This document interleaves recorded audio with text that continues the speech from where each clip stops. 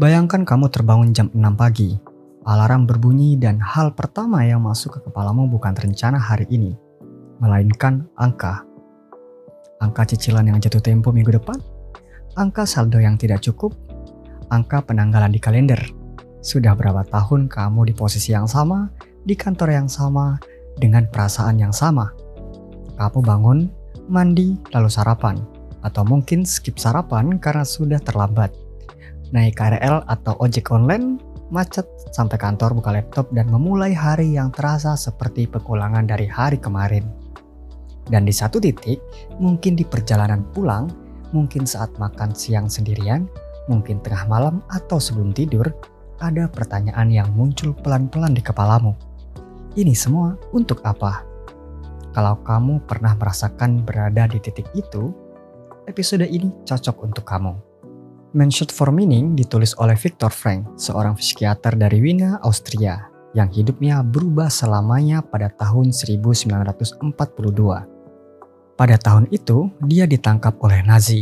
Bersama ribuan orang lainnya, dia dimasukkan ke kamp konsentrasi, tempat di mana makanan hampir tidak ada. Pekerjaan paksa tidak ada habisnya dan kematian bisa datang kapan saja tanpa alasan. Frank kehilangan hampir segalanya di sana. Istrinya meninggal, ibunya meninggal, saudaranya juga meninggal. Manuskrip bertahun-tahun yang dia tulis dirampas dan dihancurkan. Tapi dia selamat, dan bukan hanya selamat secara fisik. Dia keluar dari camp itu dengan sebuah penemuan yang kemudian mengubah cara dunia memahami psikologi manusia. Buku ini adalah catatan dari pengalaman itu, dan yang membuat saya terus kembali membacanya bukan hanya karena kisahnya yang luar biasa, tapi karena relevansinya terasa sangat dekat. Sangat hari ini, sangat kita. Di episode kali ini kita akan masuk ke 3 kondisi yang banyak dialami orang-orang di kota-kota besar seperti Jakarta dan kota-kota besar lainnya. Bagaimana pemikiran Frank berbicara langsung kepada setiap kondisi itu. Ketika hidup terasa baik di atas kertas, tapi kosong di dalamnya. Kita mulai dari kondisi yang mungkin paling sulit untuk diakui, karena dari luar tidak ada yang salah. Kamu sudah bekerja keras selama bertahun-tahun, sudah punya penghasilan yang cukup untuk hidup, mungkin sudah punya apartemen sendiri atau setidaknya kos yang layak. Secara teknis, hidupmu berjalan, tapi ada sesuatu yang aneh. Di balik semua rutinitas itu, ada rasa hampa yang tidak bisa kamu jelaskan. Kamu pergi kerja, pulang, makan, scrolling HP, tidur, dan bangun pagi. Serta siklus itu berulang tanpa kamu tahu betul mengapa kamu menjalaninya. Kamu mungkin sudah coba mengisinya dengan berbagai hal. Kamu nongkrong lebih sering, beli sesuatu yang sudah lama kamu inginkan, liburan akhir pekan, tapi rasa kosong itu selalu kembali, biasanya di momen-momen paling sunyi. Frank punya nama untuk ini, existential vacuum, kekosongan eksistensial. Dia mengamati kondisi ini jauh sebelum era media sosial, jauh pula sebelum hustle culture. Tapi deskripsinya terasa seperti dia sedang menggambarkan banyak orang di kota-kota besar hari ini. Menurutnya manusia berbeda dari hewan dalam satu hal yang fundamental. Kita tidak hanya butuh makan, tidur, dan bertahan hidup. Kita butuh merasa bahwa hidup kita punya arti, bahwa apa yang kita lakukan setiap hari berkontribusi pada sesuatu yang lebih besar dari sekedar rutinitas. Dan ketika kebutuhan itu tidak terpenuhi, bukan karena kondisi hidupmu buruk, tapi karena kamu belum menemukan jawabannya, maka kekosongan itu datang. Frank tidak menawarkan solusi instan untuk ini, tapi dia mengajukan sesuatu pertanyaan yang menurutnya lebih penting dari pertanyaan apapun. Bukan apa yang kamu inginkan dari hidup, tapi apa yang hidup harapkan darimu. Pergeseran kecil dalam cara bertanya, tapi dampaknya sangat berbeda. Yang pertama membuat kita pasif, menunggu hidup memberikan sesuatu. Yang kedua mengajak kita aktif, bahwa kita punya sesuatu untuk diberikan dan tugas kita adalah menemukannya. Burnout, capek yang tidak bisa disembuhkan dengan istirahat. Sekarang kita bicara tentang burnout, kata yang semakin sering didengar, tapi mungkin belum sepenuhnya kita pahami. Burnout bukan sekedar kelelahan fisik.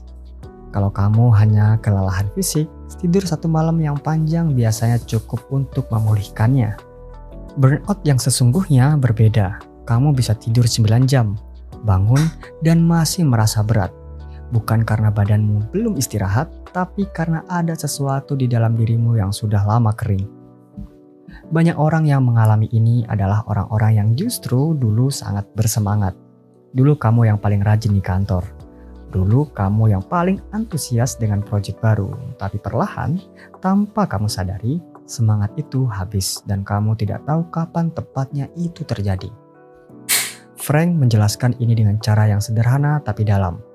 Manusia bisa menanggung penderitaan seberat apapun selama mereka tahu mengapa mereka menanggungnya.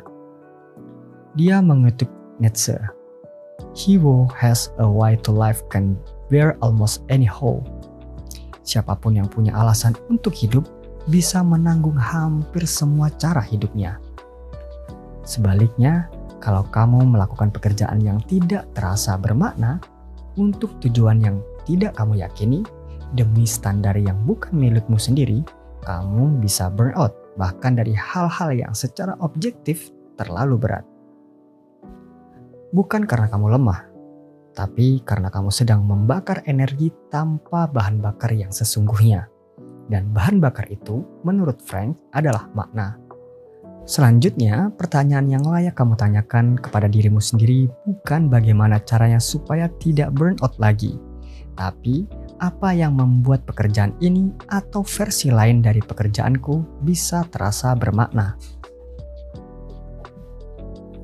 Stuck karir dan terlilit utang ketika kondisi terasa seperti penjara. Dan sekarang kita sampai di bagian yang mungkin paling berat untuk dibicarakan. Ada banyak orang yang hari ini bukan hanya merasa kosong atau lelah, tapi benar-benar merasa terjebak. Karir yang bertahun-tahun tidak bergerak. Utang yang terasa seperti tembok yang semakin tinggi setiap bulannya, dan perasaan bahwa masa depan sudah ditentukan oleh kondisi hari ini, bahwa tidak ada banyak pilihan yang tersisa. Kalau kamu berada di kondisi yang saat ini, aku ingin kamu mendengar bagian ini dengan pelan-pelan saja. Di kamp konsentrasi, Frank mengamati sesuatu yang menarik. Ada tahanan yang kondisinya sama-sama brutal, tapi responnya sangat berbeda. Sebagian perlahan kehilangan diri mereka sendiri. Mereka mulai bertindak hanya untuk bertahan, tanpa lagi merasakan bahwa mereka adalah manusia yang utuh. Tapi sebagian lain, di tengah kondisi yang sama, masih bisa memberi sepotong roti kepada orang lain yang lebih lapar. Masih bisa menemukan keindahan kecil di langit sore di balik kawat berduri. Masih bisa mempertahankan sesuatu di dalam diri mereka yang tidak bisa dirampas oleh kondisi apapun. Frank menyebut ini sebagai kebebasan terakhir manusia, the last of human freedoms, yaitu kemampuan untuk memiliki sikap terhadap kondisi yang tidak bisa kita ubah. Ini bukan kalimat motivasi yang kosong. Frank tidak bilang kondisimu mudah. Dia juga tidak bilang utangmu tidak nyata atau bahwa stagnasimu tidak menyakitkan. Aku yakin Frank tahu betul, lebih dari siapapun, bahwa ada kondisi yang benar-benar berat dan benar-benar di luar kendali kita. Tapi ada perasaan besar antara dua hal ini, terpenjara oleh kondisi dan terpenjara oleh kita merespon kondisi. Yang pertama, kadang memang tidak bisa kita hindari. Tapi yang kedua, itu masih ada di tangan kita. Dan Frank bilang, bahkan di titik itu, ketika kamu tidak bisa mengubah situasinya, kamu masih bisa memilih untuk tidak membiarkan situasi itu mengubah siapa dirimu. Penderitaan yang kamu hadapi bisa punya makna. Bukan makna yang datang nanti setelah semuanya membaik. Tapi makna yang bisa kamu temukan atau pilih untuk berikan di tengah-tengahnya. 3 kondisi yang kita bahas di episode kali ini: kekosongan di balik hidup yang berjalan normal, burnout yang tidak bisa disembuhkan dengan istirahat, dan perasaan terjebak dalam kondisi yang berat, semuanya berbeda di permukaan. Tapi Frank melihat akar yang sama di balik ketiganya. Bukan kurangnya uang, bukan kurangnya kesempatan, bukan juga kurangnya motivasi, tapi kurangnya makna. Dan yang membuat pemikirannya begitu kuat adalah Dia tidak menemukan kesimpulan itu di ruang praktiknya yang nyaman di Wina. Dia menemukannya di tempat paling tidak manusiawi yang bisa dibayangkan, di kamp konsentrasi, di tengah kehilangan yang tidak terbayangkan. Kalau makna bisa ditemukan di sana, maka tidak ada kondisi yang terlalu gelap untuk memulai pencariannya. Mentioned First Meaning bukan buku yang akan membuatmu langsung merasa lebih baik setelah membacanya. Itu nggak mungkin. Bukan itu tujuannya. Tapi buku ini akan meninggalkan sesuatu. Sebuah pertanyaan yang mungkin akan terus kita bawa. Bukan pertanyaan yang harus dijawab hari ini, atau minggu ini, atau bulan besok. Tapi pertanyaan yang layak untuk terus kita menjaga tetap hidup di dalam diri kita. Apa yang membuat hidupku yang spesifik ini dengan semua kondisinya terasa lebih bermakna? Kalau episode ini relevan dengan hidupmu atau kamu punya seseorang yang sedang berjuang dan membutuhkan makna dalam hidup anjay dan mungkin butuh mendengarkan episode ini, ya silahkan bagikan di media sosial kalian. Kadang satu konten bisa datang di waktu yang tepat untuk seseorang, ya enggak? Follow terus Suara Buku di Spotify dan subscribe di YouTube. Linknya ada di bawah ini. Sampai jumpa di episode berikutnya. Terima kasih.